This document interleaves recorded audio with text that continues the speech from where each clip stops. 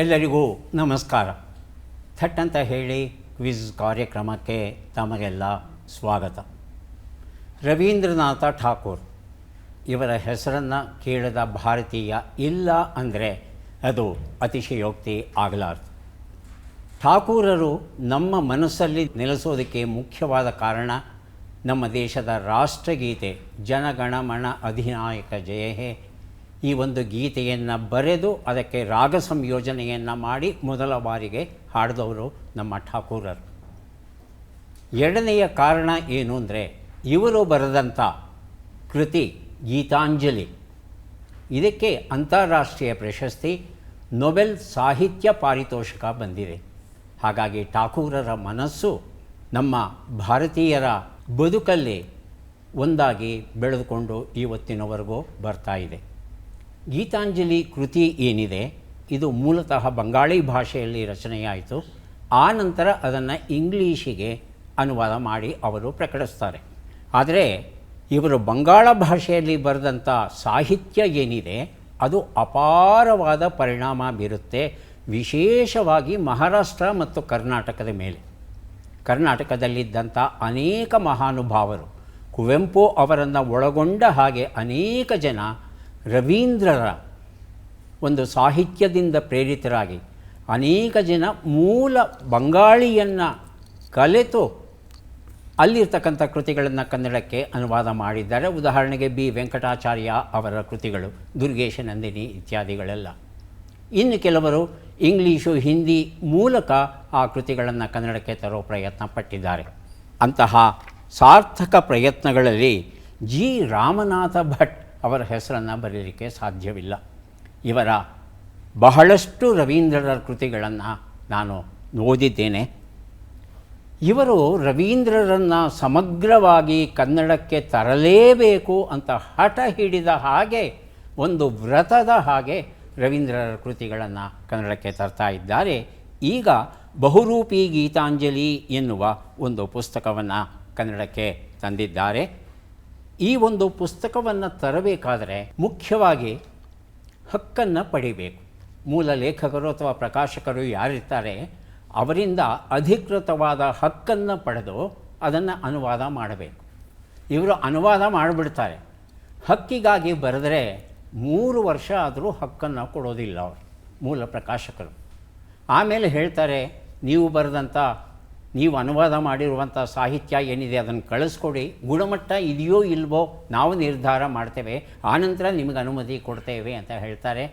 ಆಮೇಲೆ ಇವರು ಸಾಹಿತ್ಯವನ್ನು ಕಳಿಸಿದಾಗ ಅವರೆಲ್ಲ ಪರಾಮರ್ಶಿಸಿ ಚೆನ್ನಾಗಿ ಬರೆದಿದ್ದೀರಾ, ಮೂಲ ಆಶಯ ಏನಿದೆ ಅದಕ್ಕೆ ತೊಂದರೆ ಆಗದಿರೋ ಹಾಗೆ ಬರೆದಿದ್ದೀರಿ, ಅವರಿಗೆ ಅನುಮತಿ ಕೊಡ್ತಾರೆ. ಈಗ ಪುಸ್ತಕ ಪ್ರಕಟವಾಗಿದೆ. ಹಾಗಾಗಿ ಇಲ್ಲಿರ್ತಕ್ಕಂಥ ಈ ಒಂದು ಅನುವಾದವನ್ನು ನೇರವಾಗಿ ಕನ್ನಡದಲ್ಲಿ ಓದಿ ನಾವು ಸುಖಿಸಬಹುದು. ಹಾಗೆಯೇ ಆಸಕ್ತಿ ಇರೋರು ಇಂಗ್ಲೀಷ್ ಮೂಲವನ್ನು ಅಂದರೆ ಬಂಗಾಳಿ ಮೂಲ, ಅದು ಇಂಗ್ಲೀಷ್ಗೆ ಅನುವಾದ ಆಗಿದೆ. ಆ ಇಂಗ್ಲೀಷ್ ಕೃತಿಯನ್ನು ಪಕ್ಕದಲ್ಲಿಟ್ಕೊಂಡು ಇದನ್ನು ಓದ್ತಾ ಹೋಯಿತು ಅಂದರೆ ಹೇಗೆ ಬಂದಿದೆ ಮೂಲ ಆಶಯ ಅನ್ನೋದನ್ನು ನಾವು ಪರಿಭಾವಿಸಬಹುದು, ನೋಡಬಹುದು.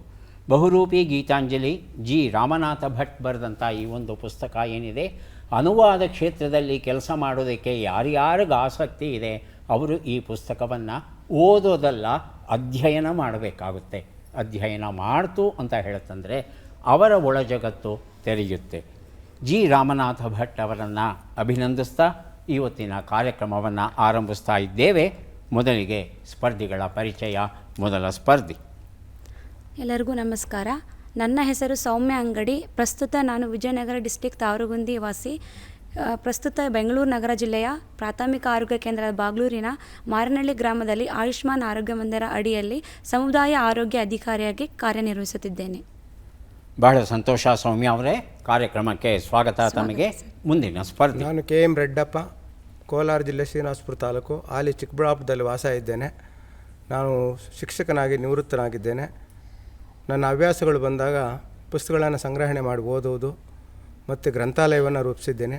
ಮತ್ತು ಅನುಪಯುಕ್ತ ವಸ್ತುಗಳನ್ನು ತಯಾರು ಮಾಡೋವಂಥದ್ದು. ಮತ್ತು ನಾನು ಒಂದು ಕವನವನ್ನು ಬರೆದಿದ್ದೇನೆ, ದಯವಿಟ್ಟು ಓದಿ ಸರ್. ಚಂದನ ವಾಹಿನಿ ಚಂದನ ವಾಹಿನಿ ಚಂದದ ವಾಹಿನಿ, ನಮ್ಮ ನಾಡಿನ ಹೆಮ್ಮೆಯ ಜ್ಞಾನವಾಹಿನಿ. ಚಂದನವೆಂದರೆ ಶ್ರೀಗಂಧ, ಗಂಧದ ಪರಿಮಳ ಅಚ್ಚುಮೆಚ್ಚು. ಚಂದನ ಪ್ರಸರಿಸುವ ಕಾರ್ಯಕ್ರಮಗಳು ಗಂಧದ ಪರಿಮಳದಂತೆ ಅಚ್ಚುಮೆಚ್ಚು. ತಟ್ಟಂತೇಳಿ ಜನಮೆಚ್ಚಿ ಜನಜನಿತವಾಗಿದೆ. ಸಂತೋಷ ರೆಡ್ಡಪ್ಪ ಅವರೇ, ಕಾರ್ಯಕ್ರಮದ ಬಗ್ಗೆ ಬಹಳ ಒಳ್ಳೆಯ ಮಾತನ್ನು ಹೇಳಿದ್ದೀರಿ. ನಮ್ಮ ವಾಹಿನಿಯ ಬಗ್ಗೆ ಒಳ್ಳೆಯ ಮಾತನ್ನು ಹೇಳಿದ್ದೀರಿ. ಧನ್ಯವಾದಗಳು ತಮಗೆ. ಸ್ವಾಗತ ಇವತ್ತಿನ ಕಾರ್ಯಕ್ರಮಕ್ಕೆ ನಮ್ಮ ಮೂರನೆಯ ಸ್ಪರ್ಧಿ. ಎಲ್ಲರಿಗೂ ನಮಸ್ಕಾರ. ನನ್ನ ಹೆಸರು ಭಾಗ್ಯಲಕ್ಷ್ಮಿ. ನಾನು ಮೈಸೂರಿನಿಂದ ಬಂದಿದ್ದೇನೆ. ಗೃಹಿಣಿ. ನನ್ನ ಹವ್ಯಾಸಗಳು ಓದುವುದು ಮತ್ತು ಸಂಗೀತ ಕೇಳುವುದು. ಭಾಗ್ಯಲಕ್ಷ್ಮಿ ಅವರಿಗೆ ಸ್ವಾಗತವನ್ನು ಕೋರ್ತಾ ಇದ್ದೇವೆ. ಮೂವರು ಸಿದ್ಧವಾಗಿದ್ದರೆ ಕಾರ್ಯಕ್ರಮ ಆರಂಭಿಸೋಣ. ಮೊದಲಿಗೆ ನಿಯಮಗಳನ್ನು ಒಂದು ಸಲ ನೋಡಿಬಿಡೋಣ. ಒಟ್ಟು 10 ಪ್ರಶ್ನೆಗಳು. ಮೊದಲು ಬಜರ್ ಒತ್ತಿದವರಿಗೆ ಉತ್ತರ ನೀಡುವ ಅವಕಾಶ. ಪ್ರತಿ ಸರಿ ಉತ್ತರಕ್ಕೆ ಒಂದು ಪುಸ್ತಕ ಬಹುಮಾನ. ಆಯ್ಕೆಗಳು ಬರುವ ಮೊದಲೇ ಬಜರ್ ಒತ್ತಿ ಸರಿ ಉತ್ತರ ನೀಡಿದರೆ 2 ಪುಸ್ತಕ ಬಹುಮಾನ. 100 ಅಂಕ ಗಳಿಸಿದವರಿಗೆ ಒಂದು ಪುಸ್ತಕ. ವಿಶೇಷ ಬಹುಮಾನ. ನಕಾರಾತ್ಮಕ ತಂತ್ರಗಳಿಗೆ ಅವಕಾಶವಿಲ್ಲ. ಇಂದಿನ ಪುಸ್ತಕಗಳನ್ನು ಕೊಟ್ಟವರು ಸಾವಣ್ಣ ಪ್ರಕಾಶನ ಬೆಂಗಳೂರು. ಇವರಿಗೆ ಕೃತಜ್ಞತೆಗಳನ್ನು ಸಲ್ಲಿಸುತ್ತಾ ಮೊದಲ ಪುಸ್ತಕ, ಮೊದಲ ಪ್ರಶ್ನೆಯನ್ನು ನೋಡೋಣ. ಜೋಗಿ ಬರೆದಂಥ ಪುಸ್ತಕ ಲೈಫ್ ಈಸ್ ಬ್ಯೂಟಿಫುಲ್. ಕಣ್ಬಿಟ್ಟು ನೋಡ್ರಿ ಅಂತ ಹೇಳ್ತಾರೆ. ಮೊದಲ ಪ್ರಶ್ನೆ ಈಗ ಬಂತು. ಕಾಸರಗೋಡಿನಲ್ಲಿರುವ ಕೇಂದ್ರೀಯ ತೋಟಗಾರಿಕಾ ಬೆಳೆಗಳ ಸಂಶೋಧನಾ ಸಂಸ್ಥೆ ಯಾವ ಬೆಳೆಗೆ ಮಾರಕ ರೋಗ ಬರಲಿದೆ ಎಂದು ಸೂಚನೆಯನ್ನು ಕೊಟ್ಟಿದೆ? ಆಯ್ಕೆಗಳನ್ನು ನೋಡೋಣ. ತೆಂಗು, ಭತ್ತ, ಹತ್ತಿ, ಅಡಿಕೆ. ಮೊದಲಿಗೆ ಸೌಮ್ಯ, ಆನಂತರ ರೆಡ್ಡಪ್ಪ. ತೆಂಗು ಆಯ್ಕೆ 1. ರೆಡ್ಡಪ್ಪ? ಭತ್ತ ಆಯ್ಕೆ 2. ಉತ್ತರವನ್ನು ನೋಡೋಣ. ಸರಿಯಾದ ಉತ್ತರ ಅಡಿಕೆ ಆಗಿತ್ತು. ಅಡಿಕೆಗೆ ಕೊಳೆ ರೋಗ ಅಂತ ಬರುತ್ತೆ. ನಮ್ಮ ಕನ್ನಡದಲ್ಲಿ ಕೊಳೆ ರೋಗ ಅಂತ ಕರೀತೇವೆ. ಆದರೆ ವೈಜ್ಞಾನಿಕವಾಗಿ ಅದನ್ನು ಫೈಟ್ ಆಫ್ ಥರ ಅರಕೆ ಅಂತಕ್ಕಂಥ ಒಂದು ಶಿಲೀಂಧ್ರ, ಅದರಿಂದ ಬರುತ್ತೆ ಈ ಒಂದು ಕಾಯಿಲೆ. ಅಡಿಕೆ ಕಾಯಿಗಳು ಏನಿರುತ್ತೆ ಅದು ಪೂರ್ಣ ಬೆಳೆಯೋದಕ್ಕೆ ಬಿಡೋದಿಲ್ಲ. ಚಿಕ್ಕದಾಗಿರೋವಾಗಲೇ ಅದು ಕೊಳೆತು ಗಿಡದಿಂದ ಉದುರು ಬಿಡುತ್ತೆ. ಸುಮಾರು 75% ಇಳುವರಿ ಕಡಿಮೆಯಾಗೋಗುತ್ತೆ ಈ ಒಂದು ಕಾಯಿಲೆ ಬಂತು ಅಂತ ಹೇಳಿದ್ರೆ. ಸಾಮಾನ್ಯವಾಗಿ ಮಳೆ ಹೆಚ್ಚು ಬಿದ್ದಾಗ ಈ ಕಾಯಿಲೆ ಕಂಡುಬರೋದು ಹೆಚ್ಚು. ನಮಗೆಲ್ಲ ಗೊತ್ತಿರೋ ಹಾಗೆ ಈ ವರ್ಷ ಹೆಚ್ಚು ಮಳೆ ಕಂಡುಬಂದಿದೆ. ಹಾಗಾಗಿ ಕೊಳೆ ರೋಗ ಕಂಡುಬರೋ ಭೀತಿ ಇದೆ ಅಂತ ಹೇಳ್ತಾರೆ. ಇದನ್ನು ನಿಯಂತ್ರಿಸೋದಕ್ಕೆ ಬೋರ್ಡೋ ಮಿಶ್ರಣ ಅಂತ ಮಾಡ್ತಾರೆ. ಇದನ್ನು ಈ ಮಾನ್ಸೂನ್ ಪೂರ್ವ ಮಳೆ ಬರುತ್ತಲ್ಲ, ಪ್ರೀ ಮಾನ್ಸೂನ್ ಶಾವರ್ಸ್ ಅಂತ ಹೇಳ್ತೇವಲ್ವ, ಆವಾಗ ಒಂದು ಸಲ ಹೊಡಿಬೇಕು. ಆನಂತರ 45 ದಿನಗಳಾದ ಮೇಲೆ 2ನೇ ಸಲ ಈ ಬೋರ್ಡೋ ಮಿಶ್ರಣವನ್ನು ಬಳಸಬೇಕಾಗುತ್ತೆ. ಕಾಪರ್ ಸಲ್ಫೇಟ್ ಅಥವಾ ಮೈಲುತುತ್ತ ಅಂತ ಹೇಳ್ತೇವೆ. 1 kg ಮೈಲುತುತ್ತವನ್ನು 50 ಲೀಟರ್ ನೀರಲ್ಲಿ ಕರಗಿಸಬೇಕು. ಹಾಗೆಯೇ 1 kg ಸುಣ್ಣವನ್ನು 50 ಲೀಟರ್ ನೀರಲ್ಲಿ ಪ್ರತ್ಯೇಕವಾಗಿ ಕರಗಿಸಬೇಕು. ಆನಂತರ ಮಿಶ್ರಣ ಮಾಡಬೇಕು. ಮಿಶ್ರಣ ಮಾಡಿ ಹೊಡಿಬೇಕಾಗುತ್ತೆ ಇದನ್ನು. ಆದರೆ ಲೋಹದ ಪಾತ್ರೆಗಳನ್ನು ಬಳಸೋದು ಒಳ್ಳೆಯದಲ್ಲ. ಕಾಪರ್ ಸಲ್ಫೇಟ್ ರಾಸಾಯನಿಕವಾಗಿ ವರ್ತಿಸುವ ಸಾಧ್ಯತೆ ಇರುತ್ತೆ. ಸಾಮಾನ್ಯವಾಗಿ ಮರದಿಂದ ಮಾಡಿದ ಅಥವಾ ಪ್ಲಾಸ್ಟಿಕ್ಕಿಂದ ಮಾಡಿದಂಥ ಬಕೆಟ್ಗಳನ್ನು ಮತ್ತೊಂದನ್ನು ಬಳಸಬಹುದು. ಈ ಸಿಂಪಡಣೆಯಿಂದ ಕೊಳೆ ರೋಗದಿಂದ ಸಾಕಷ್ಟು ಮುಕ್ತಿಯನ್ನು ಪಡೆಯಬಹುದು. ಬಹಳ ಮುಖ್ಯವಾದಂಥ ವಿಚಾರ. ನದಿ ಹೊಳೆಗಿಲ್ಲ ತಿರುಗು ಹಾದಿ. ತಾಶ್ರೀ ಗುರುರಾಜ್ ಅವರು ಬರೆದಂಥ ಕವನ ಸಂಕಲನ. ಪ್ರಶ್ನೆಯನ್ನು ನೋಡೋಣ. ವಿಶ್ವದ ಅತ್ಯಂತ ದೊಡ್ಡ ಶಾಶ್ವತ ಮರುಭೂಮಿಯ ಸರೋವರ ಯಾವುದು? ಆಯ್ಕೆಗಳನ್ನು ನೋಡೋಣ. ತುರ್ಕಾನಾ ಸರೋವರ, ಮಾಳವಿ ಸರೋವರ, ತಾಂಗನೈಕಾ ಸರೋವರ, ಕರಿಬಾ ಸರೋವರ. ಮೊದಲಿಗೆ ರೆಡ್ಡಪ್ಪ, ಆನಂತರ ಭಾಗ್ಯಲಕ್ಷ್ಮಿ. ತುರ್ಕಾನಾ ಸರೋವರ ಮೊದಲನೇದಾ? ಆಯ್ಕೆ 1 ಅಂತ ಹೇಳ್ತಾ ಇದ್ದಾರೆ ಭಾಗ್ಯಲಕ್ಷ್ಮಿ. ಮಾಳವಿ ಸರೋವರ ಆಯ್ಕೆ 2. ಉತ್ತರವನ್ನು ನೋಡೋಣ. ತುರ್ಕಾನಾ ಸರೋವರ ಉತ್ತರ ಸರಿಯಾಗಿದೆ. ರೆಡ್ಡಪ್ಪ ಈ ಉತ್ತರವನ್ನು ಕೊಟ್ಟಿದ್ದಾರೆ. ನದಿ ಹೊಳೆಗಿಲ್ಲ ತಿರುಗು ಹಾದಿ ಎನ್ನುವ ಪುಸ್ತಕವನ್ನು ಕೊಟ್ಟಿದ್ದೇನೆ. 6405 ಚದರ ಕಿಲೋಮೀಟರ್ ಅಷ್ಟು ವಿಸ್ತಾರವಾದ ಬೃಹತ್ತಾದ ಸರೋವರ ಇದು. ಕೀನ್ಯಾ ಮತ್ತು ಇಥಿಯೋಪಿಯಾ ದೇಶಗಳ ಸರಹದ್ದನ್ನು ರೂಪಿಸುತ್ತಂತೆ. ಇದು 3 ನದಿಗಳು ಈ ಒಂದು ಸರೋವರಕ್ಕೆ ನೀರನ್ನು ಪೂರೈಸುತ್ತಂತೆ. ಇದು 10 ಲಕ್ಷ ಜನ ಈ ಸರೋವರನ್ನು ಆಧರಿಸಿ ತಮ್ಮ ಬದುಕನ್ನು ನಡೆಸ್ತಾ ಇದ್ದಾರೆ. ಇದು ಸಂಪೂರ್ಣ ಸಿಹಿ ನೀರಿನ ಸರೋವರವೂ ಅಲ್ಲ, ಉಪ್ಪು ನೀರಿನ ಸರೋವರವೂ ಅಲ್ಲ, ಅರೆಬರೆ ಉಪ್ಪು ಉಂಟು ಇದರಲ್ಲಿ. ಹಾಗಾಗಿ ಇದರ ಸೀಮಿತ ಉಪಯೋಗವೂ ಸಹ ಬಳಸ್ತಾ ಇದ್ದಾರೆ ಜನ. ಮೀನುಗಾರಿಕೆಗೆ, ಕೃಷಿಗೆ ಹಾಗೂ ಪಾರಂಪರಿಕ ತಾಣವಾಗಿ ಇದನ್ನು ರಕ್ಷಿಸಿ ಒಂದಷ್ಟು ಪ್ರವಾಸೋದ್ಯಮವನ್ನು ಹೆಚ್ಚು ಮಾಡುವಂಥ ಒಂದು ಪ್ರಯತ್ನವನ್ನು ಮಾಡ್ತಾ ಇದ್ದಾರೆ. ಪ್ರತಿ ವರ್ಷವೂ ಇದರ ಸ್ವರೂಪ ಏನಿದೆ ಏರುಪೇರು ಆಗ್ತಾನೇ ಇರುತ್ತೆ. ಹಾಗಾಗಿ ನಿರ್ದಿಷ್ಟವಾದ ಲಕ್ಷಣಗಳನ್ನು ನಿರೀಕ್ಷೆ ಮಾಡೋದು ಸ್ವಲ್ಪ ಕಷ್ಟವಾಗಿದೆ. ವಚನ ಸಿಂಚನ ಎನ್ನುವ ಪುಸ್ತಕ ನಾಗರತ್ನ ಹೆಮ್ಮಿಗೆ ಇದನ್ನು ಬರೆದಿದ್ದಾರೆ. ನಮ್ಮ ಪ್ರಶ್ನೆ: ಭಾರತದಲ್ಲಿ ಯಾವ ರಾಜ್ಯವು ತನ್ನ ರೈತರು ಬೆಳೆಯುವ ಎಲ್ಲ ಬೆಳೆಗಳಿಗೆ ಕನಿಷ್ಠ ಬೆಂಬಲ ಬೆಲೆಯನ್ನು ಮಿನಿಮಮ್ ಸಪೋರ್ಟ್ ಪ್ರೈಸ್ ನೀಡಿ ಸರ್ಕಾರವೇ ಕೊಳ್ಳಲಿದೆ? ಆಯ್ಕೆಗಳನ್ನು ನೋಡೋಣ. ಮಹಾರಾಷ್ಟ್ರ, ಕೇರಳ, ಹರಿಯಾಣ, ಪಂಜಾಬ್. ಮೊದಲಿಗೆ ರೆಡ್ಡಪ್ಪ, ಆನಂತರ ಭಾಗ್ಯಲಕ್ಷ್ಮಿ. ಪಂಜಾಬ್. ಕೇರಳ. ಆಯ್ಕೆ 4. ತಮ್ಮ ಉತ್ತರ ಭಾಗ್ಯಲಕ್ಷ್ಮಿಯವರೇ ಕೇರಳ ಅಂತ ಹೇಳ್ತಾ ಇದ್ದೀರಿ. ಉತ್ತರವನ್ನು ನೋಡೋಣ. ಅದರ ಸರಿಯಾದ ಉತ್ತರ ಹರಿಯಾಣ ಆಗಿತ್ತು. ನಮ್ಮ ದೇಶದಲ್ಲಿ ಅತಿವೃಷ್ಟಿ ಮತ್ತು ಅನಾವೃಷ್ಟಿ ಸರ್ವಸಾಮಾನ್ಯವಾಗಿ ಕಂಡುಬರುತ್ತೆ. ಹೀಗಾದಾಗ ಸಾಮಾನ್ಯವಾಗಿ ರೈತನಿಗೆ ಅವನೇನು ಬೆಳೆದಿರ್ತಾನೆ ಅದಕ್ಕೆ ತಕ್ಕ ಬೆಲೆ ಬರೋದಿಲ್ಲ. ಇಂತಹ ಸಂದರ್ಭದಲ್ಲಿ ಸರ್ಕಾರವೇ ಮುಂದೆ ಬಂದು ಕನಿಷ್ಠ ಬೆಲೆಯನ್ನು ಕೊಟ್ಟು ಬೆಳೆಯನ್ನು ಕೊಂಡುಕೊಂಡ್ರೆ ಸರ್ಕಾರವೇ ರೈತರಿಗೆ ಬಹಳ ಉಪಯೋಗ ಆಗುತ್ತೆ. ಮುಖ್ಯವಾಗಿ ರೈತರ ಆತ್ಮಹತ್ಯಾ ಪ್ರಕರಣಗಳು ಏನು ಕಂಡುಬಂದಿವೆ ಅಂತಹ ಪ್ರಕರಣಗಳು ಹೆಚ್ಚು ನಡೆಯೋದಿಲ್ಲ. ಹಾಗಾಗಿ ಹರಿಯಾಣ ಸರ್ಕಾರ ಕೈಗೊಂಡಂತಹ ಈ ಒಂದು ಕ್ರಮ ಏನಿದೆ ಇದು ಶ್ಲಾಘನೀಯವಾದದ್ದು. ಇತರ ರಾಜ್ಯಗಳೂ ಸಹ ಇಂತಹ ಕ್ರಮವನ್ನು ಕೈಗೊಳ್ಳಲಿ ಅಂತ ನಾವು ಆಶಿಸೋಣ. ಮುಂದಿನ ಪುಸ್ತಕ ಪ್ರಕಾಶ್ ರೈ ಬರೆದಂಥ ಪುಸ್ತಕ ಇರುವುದೆಲ್ಲವ ಬಿಟ್ಟು. ನಮ್ಮ ಪ್ರಶ್ನೆ: ಯಾವ ದೇಶದಲ್ಲಿ 71 ಲೆಜಿಯೋನೆಲ್ಲಾ ಸೋಂಕಿನ 71 ಪ್ರಕರಣಗಳು ಖಚಿತಗೊಂಡಿವೆ? ಆಯ್ಕೆಗಳನ್ನು ನೋಡೋಣ. Switzerland, Australia, America, Austria. ಮೊದಲಿಗೆ ಬಜರುತ್ತಿದ್ದಾರೆ ರೆಡ್ಡಪ್ಪ, ಆನಂತರ ಭಾಗ್ಯಲಕ್ಷ್ಮಿ. ಆಸ್ಟ್ರಿಯಾ. ಆಯ್ಕೆ 4. ಭಾಗ್ಯಲಕ್ಷ್ಮಿ. ಆಸ್ಟ್ರೇಲಿಯಾ. ಆಯ್ಕೆ 2. ಉತ್ತರವನ್ನು ನೋಡೋಣ. ಆಸ್ಟ್ರೇಲಿಯಾ ಉತ್ತರ ಸರಿಯಾಗಿದೆ. ಇರುವುದೆಲ್ಲವ ಬಿಟ್ಟು ಈ ಒಂದು ಪುಸ್ತಕವನ್ನು ಕೊಟ್ಟಿದ್ದೇವೆ ಭಾಗ್ಯಲಕ್ಷ್ಮಿ ಅವರಿಗೆ. ಈ ಲೆಜಿಯೋನೆಲ್ಲಾ ಅನ್ನೋದು ಒಂದು ಬ್ಯಾಕ್ಟೀರಿಯಾ.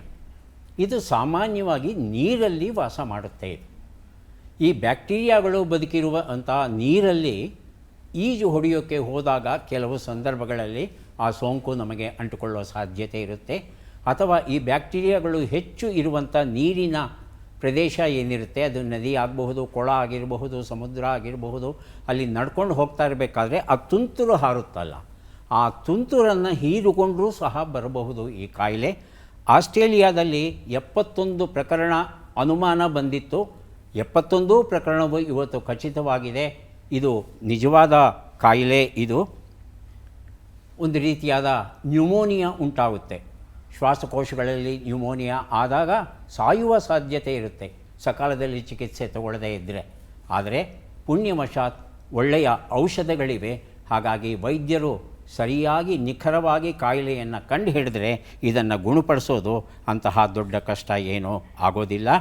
ಆದರೆ ಇದು ವ್ಯಕ್ತಿಯಿಂದ ವ್ಯಕ್ತಿಗೆ ಉಸಿರಾಟದ ಮೂಲಕ ಅಥವಾ ಸ್ಪರ್ಶದ ಮೂಲಕ ಹರಡೋಲ್ಲ ಅನ್ನೋದು ಬಹಳ ಬಹಳ ಖುಷಿ ಕೊಡುವಂಥ ವಿಚಾರ.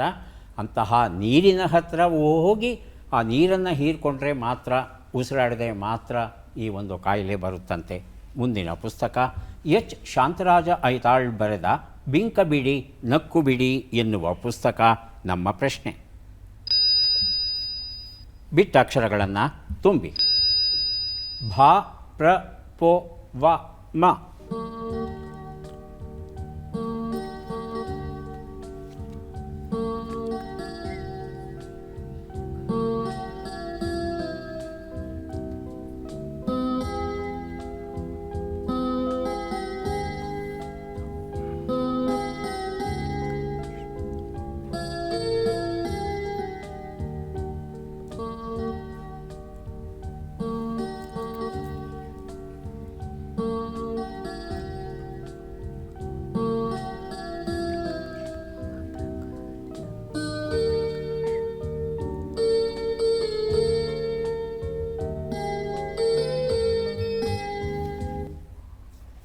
ರೆಡ್ಡಪ್ಪ.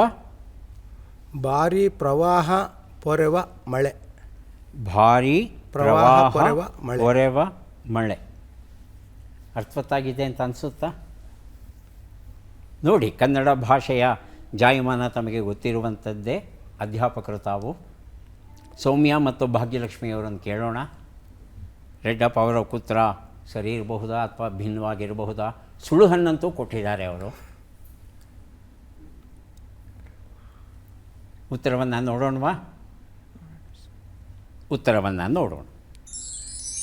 ಭಾವ ಪ್ರಪಂಚ ಪೊರೆವ ಮಳೆ ಅನ್ನೋದು ನಮ್ಮ ಹತ್ರ ಇರುವಂಥ ಉತ್ತರ ಆಗಿತ್ತು.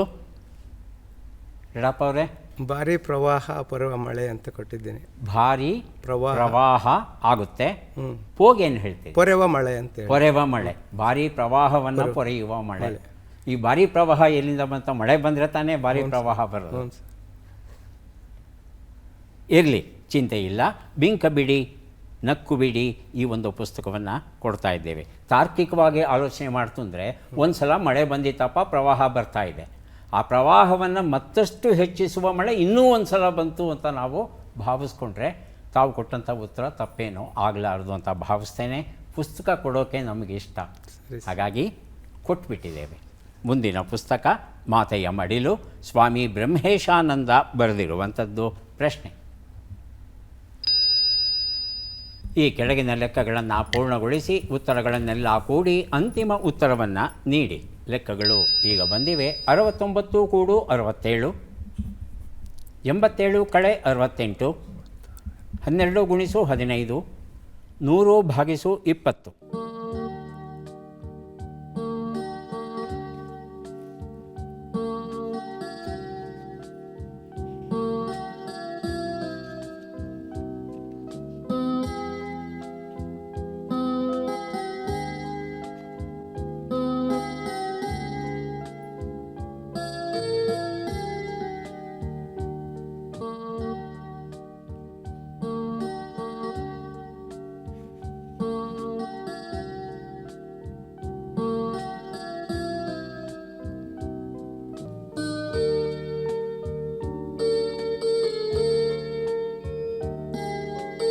ಬಜರುತ್ತಿದ್ದಾರೆ ಸೌಮ್ಯ ಅವರು.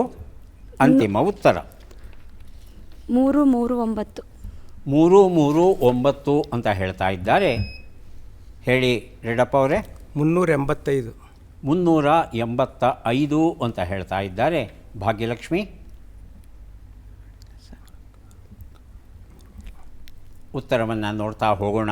ಒಂದು ಉತ್ತರ 136, 19, 180 ಹಾಗೂ 5 ಎಲ್ಲವನ್ನು ಕೂಡಿದ್ರೆ 340 ಬಂದಿದೆ. ಈ ಉತ್ತರವನ್ನು ಯಾರೂ ಕೊಟ್ಟಿಲ್ಲ. ಸೌಮ್ಯ ಅವರು ಒಂದು ಅಂಕೆ ಕಮ್ಮಿ ಕೊಟ್ಟಲ್ವಾ? ಹಾಂ, ಕೂಡುವಾಗ ಕೆಲವು ಸಲ ತಪ್ಪುಗಳಾಗ್ಬಿಡುತ್ತೆ. ಚಿಂತೆ ಇಲ್ಲ. ಮುಂದಿನ ಪುಸ್ತಕ ಮತ್ತು ಪ್ರಶ್ನೆಯನ್ನು ನೋಡೋಣ. ಅನಾಮಧೇಯ ಗೀರುಗಳು, ನಿಜಾಮ್ ಗೋಳಿಪಡ್ಪು ಬರೆದಂಥ ಪುಸ್ತಕ. ಪ್ರಶ್ನೆ: ಈ ಭಾರತೀಯ ಒಲಿಂಪಿಕ್ಸ್ ಪದಕ ವಿಜೇತರನ್ನು ಗುರುತಿಸಿ. ಚಿತ್ರವನ್ನು ನೋಡೋಣ.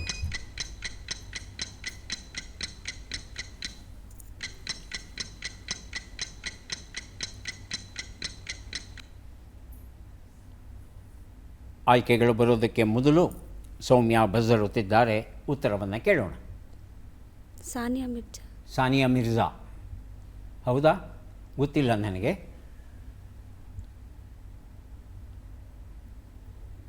ಆಯ್ಕೆಗಳನ್ನು ನೋಡಬಹುದಾ? ಆಯ್ಕೆಗಳು: PV ಸಿಂಧು, ಸಾಕ್ಷಿ ಮಲಿಕ್, ಸೈನಾ ನೆಹವಾಲ್, ಸೈಕೋಮ್ ಮೀರಾಬಾಯಿ ಚಾನು. ಹೇಳಿ ರೆಡ್ಡಪ್ಪ. ಸಾಕ್ಷಿ ಮಲ್ಲಿಕ್. ಸಾಕ್ಷಿ ಮಲಿಕ್ ಆಯ್ಕೆ 2.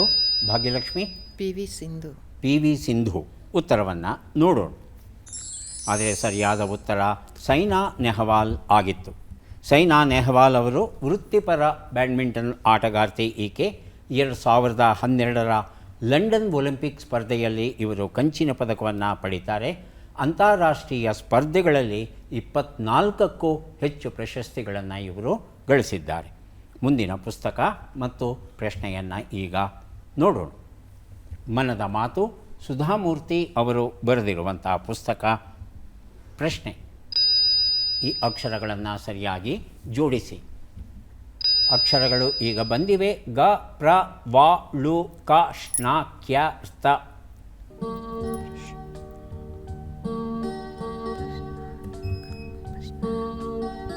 ರೆಡ್ಡಪ್ಪ ಅವರು ಆಗಲೇ ಬಜರ್ ಒತ್ತಿದ್ದಾರೆ. ಉತ್ತರವನ್ನು ಕೇಳೋಣ.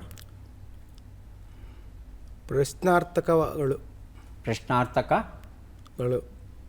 ವಾಕ್ಯಗಳು. ವಾಕ್ಯಗಳು. ಪ್ರಶ್ನಾರ್ಥಕ ವಾಕ್ಯಗಳು ಸರಿಗಿದೆಯಾ ಸೌಮ್ಯ? Yes sir. ಭಾಗ್ಯಲಕ್ಷ್ಮಿಯವರು ಸರಿ. ಉತ್ತರವನ್ನು ನೋಡೋಣ.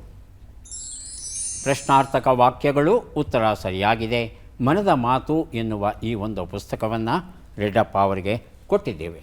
3 ಪುಸ್ತಕವನ್ನು ಕೊಡೋಕೆ ಈಗ ನಾವು ಸಿದ್ಧವಾಗ್ತಾ ಇದ್ದೇವೆ. ಪದಬಂಧ ಬಂದಿದೆ. ಸುಳುಹುಗಳನ್ನು ನೋಡೋಣ. ಲೆಕ್ಕಾಚಾರದ ವಿಜ್ಞಾನ, ಸರಗಂಟು, ದುಂದಿ.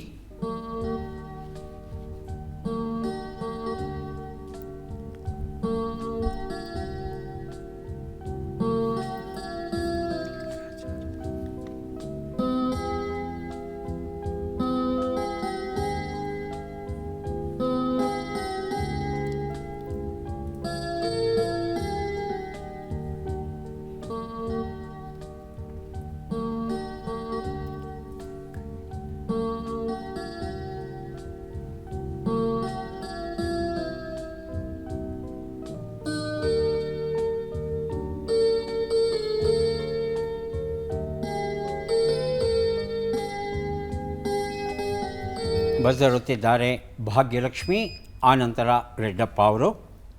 ಭಾಗ್ಯಲಕ್ಷ್ಮಿಯವರೇ, ಒಂದು ಉತ್ತರ ಅಂಕಗಣಿತ. ಅಂಕಗಣಿತ. 3 ಶಬ್ದ ಸಿಕ್ತಾ? ಇಲ್ಲ ಸರ್. ಬಹುಶಃ ಸಿಕ್ಕಿಲ್ಲ. ರೆಡ್ಡಪ್ಪ ಅವರು ಮೊದಲನೇದು ಮಾತ್ರ. ಗಣಿತಶಾಸ್ತ್ರ. ಗಣಿತಶಾಸ್ತ್ರ. ಉತ್ತರವನ್ನು ನೋಡೋಣ. ಉತ್ತರ ಸರಿಯಾಗಿದೆ. ಸತ್ಸಂಗ ಮತ್ತು ಇತರ ಲೇಖನಗಳು ಈ ಪುಸ್ತಕ ಕೊಟ್ಟಿದ್ದೇನೆ. 2 ಉತ್ತರ. ಸರಗಂಟು. ಗಣಿತ. ಸರಗಂಟು. ಕುಣಿಕೆ. ಕುಣಿಕೆ. ಉತ್ತರವನ್ನು ನೋಡೋಣ. ಕುಣಿಕೆ ಉತ್ತರ ಸರಿಯಾಗಿದೆ. ಪ್ರಸಾದವಾಣಿ ಈ ಪುಸ್ತಕ ಕೊಟ್ಟಿದ್ದೇನೆ. 3 ಉತ್ತರ. ದುಂದಿ. ಮಧ್ಯದಕ್ಷರ ಶಾ. ತಮಗೆ ಉತ್ತರ ಗೊತ್ತಿಲ್ಲ ಅಂದರೆ ಬೇರೆಯವ್ರನ್ನ ಕೇಳ್ತೇನೆ. ಸೌಮ್ಯ ಮತ್ತು ಭಾಗ್ಯಲಕ್ಷ್ಮಿ, 3ನೇ ಶಬ್ದ ಗೊತ್ತಿದ್ದರೆ ದಯವಿಟ್ಟು ಬಜರೊತ್ತಿ ಉತ್ತರವನ್ನು ಕೊಡಿ. ದುಂದಿ. ಶಾ ಮಧ್ಯದಕ್ಷರ. ಉತ್ತರವನ್ನು ನೋಡೋಣವಾ? ಮಶಾಲು ಅಂತ ನಾವು ಹೇಳ್ತೇವೆ.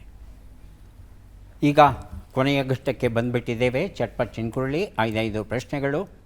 ಸೌಮ್ಯ ಅವರಿಗೆ ಮೊದಲ ಅವಕಾಶ ಬರ್ತಾ ಇದೆ. ಸಿದ್ಧವಾಗಿದ್ದರೆ ಆರಂಭಿಸ್ತೇವೆ. ಮೊದಲ ಪ್ರಶ್ನೆ: ಮುಖ ಊದಿಸು ಎಂಬ ನುಡಿಗಟ್ಟಿನ ಅರ್ಥವೇನು? ಮುಖವು ದಪ್ಪಗಾಗಿರೋ ಅಸಮಾಧಾನವನ್ನು ತೋರು. ಅಸಮಾಧಾನವನ್ನು ತೋರು. ಮುಂದಿನ ಪ್ರಶ್ನೆ: ಉಳಿಕೆ, ಹಾವು ಎಂಬ ಅರ್ಥವನ್ನು ಕೊಡುವ ಶಬ್ದ ಯಾವುದು? ವಿಶೇಷ, ಶೇಷ? ಶೇಷ. ಮುಂದಿನ ಪ್ರಶ್ನೆ: ಸಾಲ ಮಾಡಿಯಾದರೂ ತುಪ್ಪ ತಿನ್ನು ಎಂದು ಯಾವ ದರ್ಶನವು ಹೇಳುತ್ತದೆ? ಚಾರ್ವಾಕ, ಆಜೀವಕ? ಚಾರ್ವಾಹಕ. ಮುಂದಿನ ಪ್ರಶ್ನೆ: ಈ ಗಾದೆಯನ್ನು ಪೂರ್ಣಗೊಳಿಸಿ. ಕೊಚ್ಚೆ ಮೇಲೆ ಕಲ್ಲು ಎಸೆದಂತೆ. ಕಲ್ಲು ಎಸೆದ. ಹೇಳಿ. ಕೊಚ್ಚೆ ಮೇಲೆ ಕಲ್ಲು ಎಸೆದಂತೆ. ಎಸೆದಂತೆ. ಪೂರ್ತಿ ಹೇಳಬೇಕು, ನುಂಗಬೇಡಿ. ಕಲ್ಲು ಎಸೆದಂತೆ. ಕಲ್ಲು ಎಸೆದಂತೆ. ಮುಂದಿನ ಪ್ರಶ್ನೆ: ಈ ಒಗಟನ್ನು ಬಿಡಿಸಿ. ಬಡ ಅಂಗಿ ಕಳಚಿದ ಬಾವಿಲ್ ಬಿದ್ದ. ಬಾಳೆಹಣ್ಣು. ಬಾಳೆಹಣ್ಣು. ಉತ್ತರವನ್ನು ನೋಡ್ತಾ ಹೋಗೋಣ. 1 ಉತ್ತರ. ಮುಖ ಊದಿಸು. ಅಸಮಾಧಾನವನ್ನು ತೋರು ಸರಿಯಾಗಿದೆ. 2 ಉತ್ತರ. ಶೇಷ ಸರಿಯಾಗಿದೆ. 3 ಉತ್ತರ. ಚಾರ್ವಾಕ ಸರಿಯಾಗಿದೆ. 4 ಉತ್ತರ. ಕೊಚ್ಚೆ ಮೇಲೆ ಕಲ್ಲು ಹಾಕಿದ ಹಾಗೆ ಕಲ್ಲು ಎಸೆದಂತೆ ಸರಿಯಾದ ರೂಪ ಅಂತ ಸ್ವೀಕರಿಸೋಣ. 5ನೇ ಪ್ರಶ್ನೆಗೆ ಉತ್ತರ ಬಾಳೆಹಣ್ಣು ಸರಿಯಾಗಿದೆ. 5 ಪ್ರಶ್ನೆಗಳಿಗೆ ತಾವು ಸರಿಯಾದ ಉತ್ತರವನ್ನು ಕೊಟ್ಟಿದ್ದೀರಿ. 5 ಪುಸ್ತಕಗಳನ್ನು ತಮಗೆ ಕೊಡ್ತಾ ಇದ್ದೇವೆ. ಈಗ ಅವಕಾಶ ಬರ್ತಾ ಇದೆ. ರೆಡ್ಡಪ್ಪ ಅವರಿಗೆ ಸಿದ್ಧವಾಗಿದ್ದರೆ ಪ್ರಶ್ನೆಗಳನ್ನು ಆರಂಭಿಸ್ತೇವೆ. ಸಿದ್ಧವಾಗಿದ್ದೀರಿ ಅಲ್ವಾ? ಹೌದು ಸರ್. ಮೊದಲ ಪ್ರಶ್ನೆ: ಎಳ್ಳು ನೀರು ಬಿಡು ಎಂಬ ನುಡಿಗಟ್ಟಿನ ಅರ್ಥವೇನು? ತಾತ್ಕಾಲಿಕವಾಗಿ ಬಿಟ್ಟು ಬಿಡುವುದು, ಶಾಶ್ವತವಾಗಿ ಬಿಟ್ಟು ಬಿಡುವುದು. ಶಾಶ್ವತವಾಗಿ ಬಿಟ್ಟು ಬಿಡುವುದು. ಮುಂದಿನ ಪ್ರಶ್ನೆ. ಕಸ, ಸಾಯು, ಅಧಿಕಾರ ಎಂಬ ಅರ್ಥವನ್ನು ಕೊಡುವ ಶಬ್ದ ಯಾವುದು? ಸತ್ತೆ, ಸ್ವತ್ತು. ಸ್ವತ್ತು. ಮುಂದಿನ ಪ್ರಶ್ನೆ. ಅಮರಾವತಿಯಲ್ಲಿ ಅರ್ಜುನನಿಗೆ ನಾಟ್ಯವನ್ನು ಯಾರು ಕಲಿಸಿದರು? ಚಿತ್ರರಥ, ಚಿತ್ರಸೇನ. ಚಿತ್ರಸೇನ. ಮುಂದಿನ ಪ್ರಶ್ನೆ. ಈ ಗಾದೆಯನ್ನು ಪೂರ್ಣಗೊಳಿಸಿ. ಆಕಾಶ ಹರಿದು ಬೀಳೋವಾಗ ಗುಡಿ ಕಟ್ಟಿದ್ರಂತೆ, ಮನೆ ಕಟ್ಟಿದ್ರಂತೆ. ಮುಂದಿನ ಪ್ರಶ್ನೆ. ಈ ಒಗಟನ್ನು ಬಿಡಿಸಿ. 2 ಬಾವಿಗಳಿಗೆ ಒಂದೇ ಸೇತುವೆ. ಮೂಗು. ಮೂಗು. ಉತ್ತರವನ್ನು ನೋಡ್ತಾ ಹೋಗೋಣ. 1 ಉತ್ತರ. ಶಾಶ್ವತವಾಗಿ ಬಿಟ್ಟು ಬಿಡುವುದು ಸರಿಯಾಗಿದೆ. 2ನೇ ಪ್ರಶ್ನೆಗೆ ಉತ್ತರ ಸತ್ತೇ ಆಗಿತ್ತು, ಸ್ವತ್ತು ಅಲ್ಲ. ಸ್ವತ್ತು ಅಂದರೆ ಆಸ್ತಿ ಅಂತ ಅರ್ಥ ಬರುತ್ತೆ. 3ನೇ ಪ್ರಶ್ನೆಗೆ ಉತ್ತರವನ್ನು ನೋಡೋಣ. ಚಿತ್ರಸೇನ ಸರಿಯಾಗಿದೆ. 4ನೇ ಪ್ರಶ್ನೆಗೆ ಉತ್ತರ ಆಕಾಶ ಹರಿದು ಬೀಳುವಾಗ ಅಂಗೈ ಒಡ್ಡಿ ನಿಲ್ಲಿಸಬಹುದೇ? ಇದು ಸರಿಯಾದ ರೂಪ. 5ನೇ ಪ್ರಶ್ನೆಗೆ ಉತ್ತರ ಮೂಗು ಸರಿಯಾಗಿದೆ. 5 ಪ್ರಶ್ನೆಗಳಲ್ಲಿ 3 ಪ್ರಶ್ನೆಗಳಿಗೆ ತಾವು ಸರಿಯಾದ ಉತ್ತರ ಕೊಟ್ಟಿದ್ದೀರಿ. ಹಾಗಾಗಿ 3 ಪುಸ್ತಕಗಳನ್ನು ತಮಗೆ ಕೊಡ್ತಾ ಇದ್ದೇವೆ. ಈಗ ಭಾಗ್ಯಲಕ್ಷ್ಮಿ ಅವರಿಗೆ ಅವಕಾಶ ಬರ್ತಾ ಇದೆ. ಸಿದ್ಧವಾಗಿದ್ದರೆ ಆರಂಭಿಸ್ತೇವೆ. ಮೊದಲ ಪ್ರಶ್ನೆ. ಹುಡುಗಾಟಿಕೆ ಎಂಬ ನುಡಿಗಟ್ಟಿನ ಅರ್ಥವೇನು? ಲಘುವಾಗಿ ತೆಗೆದುಕೋ, ಗಂಭೀರವಾಗಿ ಪರಿಗಣಿಸು. ಲಘುವಾಗಿ ತೆಗೆದು. ಮುಂದಿನ ಪ್ರಶ್ನೆ. ನೆರಿಗೆ, ಮುದುಡು ಎಂಬ ಅರ್ಥವನ್ನು ಕೊಡುವ ಶಬ್ದ ಯಾವುದು? ಸುಕ್ಕು, ಸೊಕ್ಕು. ಸುಕ್ಕು. ಮುಂದಿನ ಪ್ರಶ್ನೆ. ಶಂತನು ಮತ್ತು ಸತ್ಯವತಿಯರ ಹಿರಿಯ ಮಗನ ಹೆಸರೇನು? ಚಿತ್ರಾಂಗದ, ಚಿತ್ರಾಕ್ಷ. ಚಿತ್ರಾಂಗದ. ಮುಂದಿನ ಪ್ರಶ್ನೆ. ಈ ಗಾದೆಯನ್ನು ಪೂರ್ಣಗೊಳಿಸಿ. ಕಣ್ಣರಿಯದಿದ್ದರೂ ಮನಸ್ಸರಿಯುವುದು. 5ನೇ ಪ್ರಶ್ನೆ. ಈ ಒಗಟನ್ನು ಬಿಡಿಸಿ. ಹಗಲೆಲ್ಲ ಮಾಯ, ರಾತ್ರಿಯಲ್ಲಿ ಪ್ರತ್ಯಕ್ಷ. ಚಂದ್ರ. ಉತ್ತರವನ್ನು ನೋಡ್ತಾ ಹೋಗೋಣ. 1 ಉತ್ತರ ಹುಡುಗಾಟಿಕೆ, ಲಘುವಾಗಿ ತೆಗೆದುಕೋ ಸರಿಯಾಗಿದೆ. 2 ಉತ್ತರ ಸುಕ್ಕು ಸರಿಯಾಗಿದೆ. 3ನೇ ಪ್ರಶ್ನೆಗೆ ಉತ್ತರ ಚಿತ್ರಾಂಗದ ಸರಿಯಾಗಿದೆ. 4ನೇ ಪ್ರಶ್ನೆಗೆ ಉತ್ತರ ಕಣ್ಣರಿಯದಿದ್ದರೂ ಕರುಳರಿಯದೆ ಅನ್ನೋದು ಸರಿಯಾದ ರೂಪ. ಇದು ಕೇವಲ ಭಾವನಾತ್ಮಕ ಅರ್ಥ ಅಥವಾ ಸಾಮಾಜಿಕ ಅರ್ಥ ಅಲ್ಲ, ವೈಜ್ಞಾನಿಕವಾಗಿಯೂ ಇದಕ್ಕೆ ಅರ್ಥ ಉಂಟು ಅಂತ ಹೇಳ್ತಾರೆ. 5ನೇ ಪ್ರಶ್ನೆಗೆ ಉತ್ತರ ಇದು ನಕ್ಷತ್ರ. ಹಗಲಲ್ಲೂ ಚಂದ್ರ ಕಾಣ್ತಾನೆ, ಆದರೆ ನಕ್ಷತ್ರ ಕಾಣೋದಿಲ್ಲ. 3 ಪ್ರಶ್ನೆಗಳಿಗೆ ತಾವು ಸರಿಯಾದ ಉತ್ತರವನ್ನು ಕೊಟ್ಟಿದ್ದೀರಿ. ಹಾಗಾಗಿ 3 ಪುಸ್ತಕಗಳನ್ನು ತಮಗೆ ಕೊಡ್ತಾ ಇದ್ದೇವೆ. ಯಾರಿಗೆ ಎಷ್ಟು ಪುಸ್ತಕಗಳು ಬಂದಿವೆ ಅದನ್ನು ನೋಡುವ ಕ್ಷಣ ಈಗ ಬಂತು. ಸೌಮ್ಯ ಅಂಗಡಿ ಅವರಿಗೆ 3-2 5 ಪುಸ್ತಕ ತಮಗೆ ದೊರೀತಾ ಇದೆ. ಪುಸ್ತಕಗಳನ್ನು ಸ್ವೀಕರಿಸಿ ಕಾರ್ಯಕ್ರಮದಲ್ಲಿ ಭಾಗವಹಿಸಿದ್ದಕ್ಕೆ ತಮಗೆ ಧನ್ಯವಾದಗಳನ್ನು ಅರ್ಪಿಸ್ತಾ ಇದ್ದೇವೆ. ಧನ್ಯವಾದಗಳು. ರೆಡ್ಡಪ್ಪ ಅವರಿಗೆ 3-6-2 8 ಪುಸ್ತಕ ತಮಗೆ ಸಿಗ್ತಾ ಇದೆ. ಸ್ವೀಕರಿಸಿ ಅಭಿನಂದನೆಗಳು.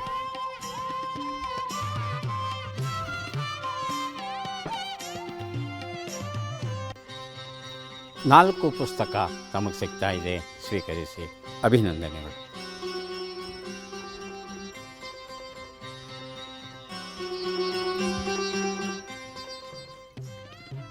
ದೈಹಿಕ ಶಕ್ತಿ ದೊಡ್ಡದ, ಮನೋಶಕ್ತಿ ದೊಡ್ಡದ? ಈ ಪ್ರಶ್ನೆಯನ್ನು ಕೇಳ್ತು ಅಂದರೆ ಉತ್ತರ ಕೊಡೋದು ಕಷ್ಟ ಆಗಬಹುದು. ಆದರೆ ಅನೇಕ ಸಂದರ್ಭದಲ್ಲಿ ಮನಸ್ಸು ದೇಹಕ್ಕೆ ಊಹೆ ಮಾಡಲಿಕ್ಕೂ ಸಾಧ್ಯ ಇಲ್ಲದೇ ಇರುವಂಥ ಶಕ್ತಿಯನ್ನು ಕೊಡುತ್ತೆ. ಇದನ್ನು ಪ್ರಾಯೋಗಿಕವಾಗಿ ನೋಡಿದರೆ, ಒಬ್ಬ ಅರಣ್ಯ ವಿಜ್ಞಾನಿ ಕಾಡಲ್ಲಿ ಹೋಗುವಾಗ ಆತನನ್ನು ಸೀಳು ನಾಯಿಗಳು ಅಟ್ಟಿಸ್ಕೊಂಡ್ಬರುತ್ತೆ. ಆತ ಓಡಿ ಬಂದು ಎದುರಿಗೆ ಕಂಡಂಥ ಒಂದು ಮರ ಏನಿದೆ ಆ ಮರದ ಕೊಂಬೆಯನ್ನು ಹಿಡ್ಕೊಳ್ಳೋಕ್ಕೆ ಜಿಗಿತಾನೆ. ಜಿಗಿದು ಆ ಕೊಂಬೆಯನ್ನು ಹಿಡ್ಕೊಂಡು ಹೋಗಿ ಸುರಕ್ಷಿತ ಸ್ಥಳವನ್ನು ಸೇರ್ಕೋತಾನೆ. ಬೆಳಗಾಗೋವರೆಗೂ ಕಾಯ್ತಾ ಇರುತ್ತೆ ನಾಯಿಗಳು, ಆಮೇಲೆ ಹೊರಟೋಗುತ್ತೆ. ಆ ನಂತರ ಅವನ ಗೆಳೆಯರು ಹುಡ್ಕೊಂಬರ್ತಾರೆ. ಎತ್ತರವನ್ನು ನೋಡಿ ಇಷ್ಟು ಎತ್ತರ ಜಿಗಿಲಿಕ್ಕೆ ಸಾಧ್ಯವೇ ಇಲ್ಲ ಅನ್ನೋ ತೀರ್ಮಾನಕ್ಕೆ ಬರ್ತಾರೆ. ಆದರೆ ತುರ್ತು ಸ್ಥಿತಿಗಳಲ್ಲಿ ಮನಸ್ಸು ಎಂತಹ ಶಕ್ತಿಯನ್ನು ದೇಹಕ್ಕೆ ಕೊಡುತ್ತೆ ಅಂದರೆ ಕಲ್ಪಿಸ್ಕೊಳ್ಳಿಕ್ಕೂ ಸಾಧ್ಯ ಇಲ್ಲದೇ ಇರತಕ್ಕಂಥ ಕೆಲಸಗಳನ್ನು ನಾವು ಮಾಡಬಹುದು. ಮನಸ್ಸು ಮತ್ತು ದೇಹ ಎರಡೂ ಒಟ್ಟಿಗೆ ಇರುವ ರೀತಿಯಲ್ಲಿ ಬದುಕನ್ನು ನಡೆಸೋದು ಬಹಳ ಮುಖ್ಯ. ಮತ್ತೆ ಭೇಟಿಯಾಗೋಣ. ನಮಸ್ಕಾರ.